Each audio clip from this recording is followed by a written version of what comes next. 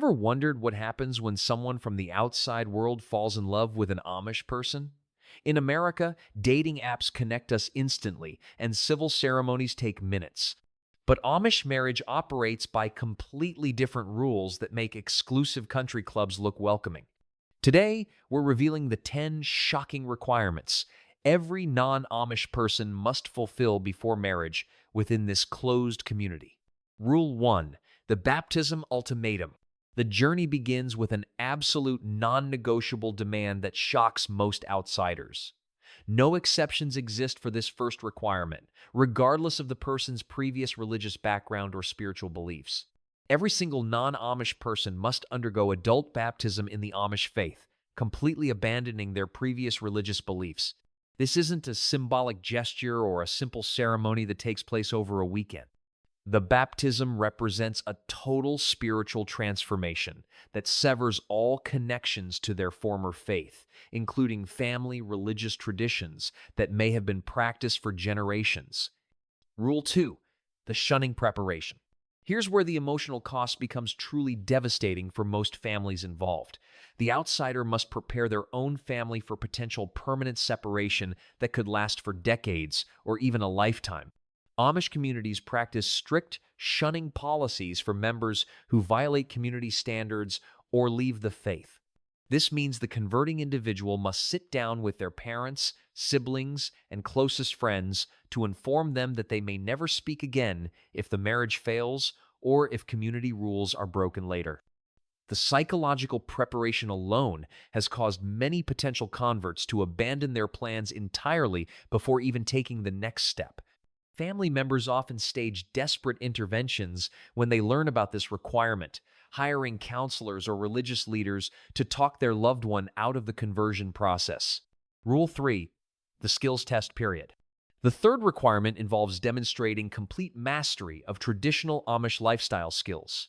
Men must prove their competence in farming techniques that have remained unchanged for centuries. They need to show proficiency in horse handling, manual carpentry without power tools, and organic farming methods.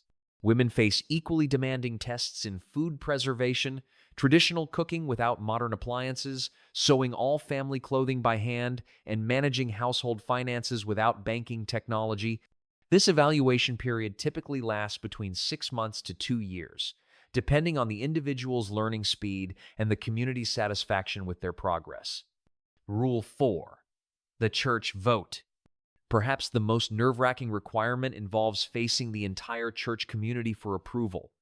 Every baptized member of the local Amish congregation gets to vote on whether the outsider should be accepted. This isn't a private discussion among church leaders. The potential convert must stand before dozens of community members while their worthiness is debated openly. Questions range from their spiritual sincerity to their practical usefulness to the community. The voting process can take multiple sessions, with members asking increasingly personal questions about the outsider's past, their family background, and their true motivations for joining.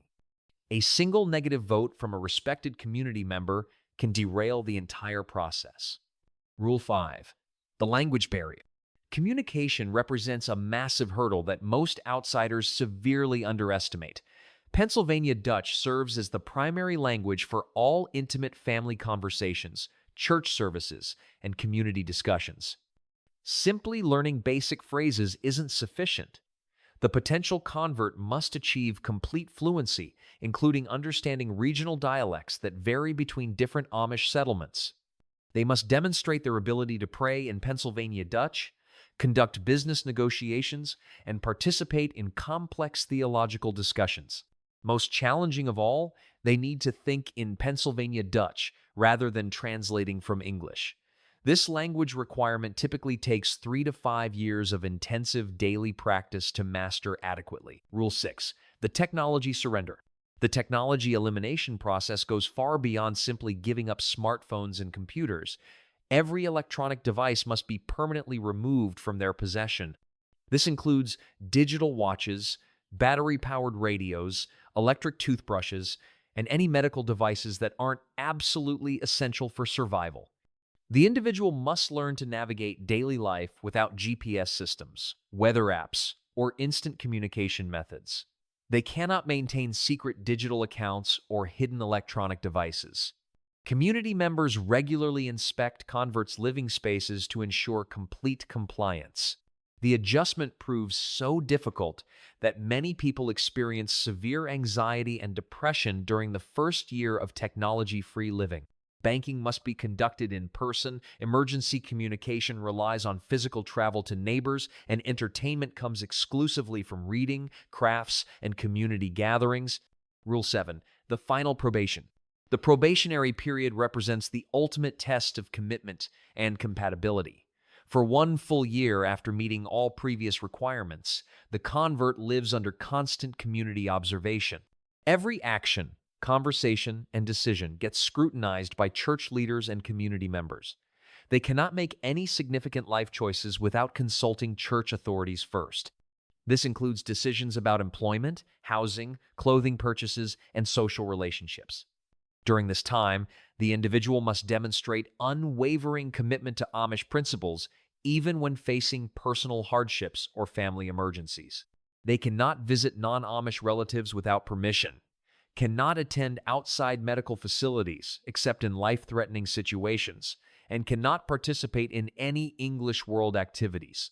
The psychological pressure during this probationary year proves overwhelming for most converts. Community members deliberately test the outsider's patience and humility through challenging situations. They might be asked to perform menial tasks while members observe their attitude and work ethic. Church leaders assign them to work alongside difficult community members to assess their ability to maintain harmony under stress. The convert must accept criticism gracefully, even when it seems excessive by outside standards. Privacy becomes non-existent during this period. Multiple families take turns hosting the probationary convert, ensuring they never have unsupervised time to potentially violate community standards. Their mail gets inspected, conversations monitored, and personal belongings searched for forbidden items. The convert cannot express frustration about this surveillance without failing probation immediately. The probationary period also tests their reaction to community discipline and correction. Church leaders deliberately present challenging situations to observe how the convert responds to authority and handles conflict within Amish cultural framework. Rule 8. The point of no return. Marriage within the Amish community creates irreversible life changes that most outsiders cannot fully comprehend beforehand. Once married, the convert loses all legal and social connections to mainstream society. They cannot maintain friendships with English people, cannot pursue higher education, cannot start businesses that require interaction with the outside world, and cannot seek employment beyond community-approved occupations. Divorce is absolutely forbidden under any circumstances, including domestic abuse, infidelity, or irreconcilable differences. The married couple must produce children and raise them according to strict Amish guidelines without exception. If marital problems arise, community intervention replaces professional counseling or legal mediation. The convert also becomes financially responsible for supporting elderly community members and contributing to collective community expenses for the remainder of their lifetime. These obligations continue even if their spouse dies or becomes incapacitated. The legal implications of Amish marriage extend far beyond traditional wedding vows. The convert must sign documents that surrender their rights to pursue legal remedies for marital problems through conventional court systems. They cannot file for restraining orders, cannot seek alimony or child support, and cannot petition for custody modifications if the marriage encounters difficulties. Their children become subjects of Amish community authority rather than state educational systems. This means the convert cannot enroll their children in public schools, cannot seek professional medical care without community approval, and cannot relocate outside Amish settlement boundaries. The social isolation becomes absolute and permanent after marriage. Former friends and family members from the English world become strictly forbidden contact.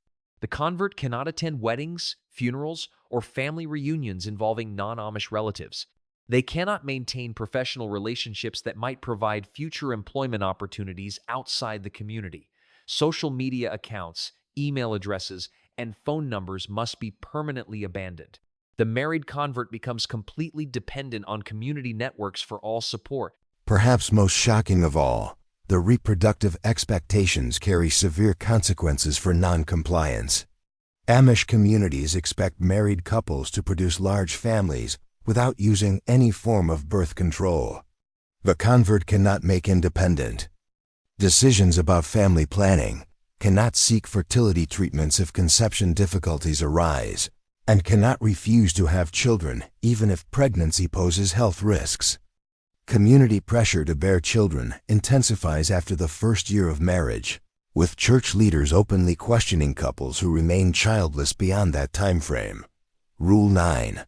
The rare success stories, despite the overwhelming challenges. A handful of documented cases exist where outsiders successfully integrated into Amish communities through marriage. These rare success stories share common characteristics that reveal what it truly takes to survive this transformation. Most successful converts had already adopted simple living practices before meeting their Amish partners. They typically came from rural backgrounds with existing farming or traditional craft skills. Psychological studies of successful converts show they possessed exceptional emotional resilience and genuine religious conviction rather than romantic motivation alone. These individuals also had minimal attachment to extended family members who might interfere with their conversion process. Interestingly, successful female converts outnumber males by nearly 3 to 1, possibly due to women's traditional roles being more clearly defined within Amish society. The conversion stories that succeeded often involve individuals who experienced profound spiritual awakening during their probationary period. These rare converts typically possess specific personality traits that aligned with Amish values long before they encountered the community. Many had already rejected materialism and sought simpler ways of living. They demonstrated exceptional patience, humility, and willingness to accept correction from authority figures. Most importantly, they viewed the demanding requirements as opportunities for spiritual growth rather than obstacles to overcome. The few documented successful marriages show remarkable longevity and satisfaction rates, suggesting that those who survive the conversion process find genuine fulfillment in Amish life. Follow-up studies conducted 15 to 20 years after conversion show that successful converts report higher life satisfaction scores than control groups from mainstream society. They cite strong community support, clear life purpose, and deep spiritual fulfillment as primary factors in their contentment. However, these success stories also reveal the hidden costs that even successful converts experience. Most report periods of profound grief for their lost relationships with family members and friends from their previous lives. Several successful converts describe experiencing what psychologists term cultural mourning, a form of grief similar to bereavement as they process the permanent loss of their former identity and connections. Community support helps manage this transition, but the emotional scars often remain for decades. Rule 11. The ultimate reality. Statistical reality reveals why this process exists in its current demanding form. Research indicates that fewer than 1% of non-Amish individuals who attempt marriage within Amish communities actually complete the full conversion process successfully. The majority abandon their efforts during the technology surrender phase or the language learning requirement. Those who progress further typically fail during the probationary period when the full weight of permanent lifestyle changes becomes undeniable. Academic researchers who study Amish communities have identified specific failure points where most conversion attempts collapse. The first major dropout occurs around month 6, when potential converts realize the scope of skills they must master. The second failure point happens during the church vote process, where community rejection forces many to abandon their efforts. The third and most devastating failure point occurs during the final probationary year, when the psychological pressure of constant observation becomes unbearable. Community leaders designed these requirements not to be cruel or exclusionary, but to protect both the outsider and the community from inevitable failure and heartbreak. The economic reality of failed conversions also impacts these communities significantly. When conversion attempts fail after significant community investment in training and integration, the financial and emotional costs affect everyone. Communities often spend thousands of dollars and hundreds of volunteer hours attempting to help outsiders adapt. The Amish understand that their way of life represents such a radical departure from modern society that most people cannot make the adjustment successfully. The demanding requirements serve as a filtering mechanism that identifies individuals with genuine calling and capability for Amish life. Historical records from various communities show that relaxing these standards in the past led to higher failure rates and greater community disruption. For the vast majority of outsiders who fall in love with Amish individuals, the relationship ends in painful separation rather than successful marriage. Community records show that approximately 60% of these relationships end during the initial explanation of requirements, before any formal conversion process begins. Another 30% end during the skills testing or language learning phases. Only about 10% of couples proceed to the church vote, and fewer than 1% ultimately marry successfully. The communities have learned through centuries of experience that lowering these standards leads to failed marriages, community disruption, and personal tragedy for all involved parties. Modern dating culture's emphasis on compromise and adaptation simply cannot apply to Amish marriage requirements, which demand complete transformation rather than mutual adjustment. The psychological impact on both the potential convert and their Amish partner creates additional complications that most couples cannot anticipate. The stress of the conversion process often strains the original romantic relationship beyond repair. Community counselors report that many Amish individuals who initially desired to marry an outsider ultimately choose to end the relationship. Rather than subject their loved one to the conversion requirements, the Amish approach to marriage without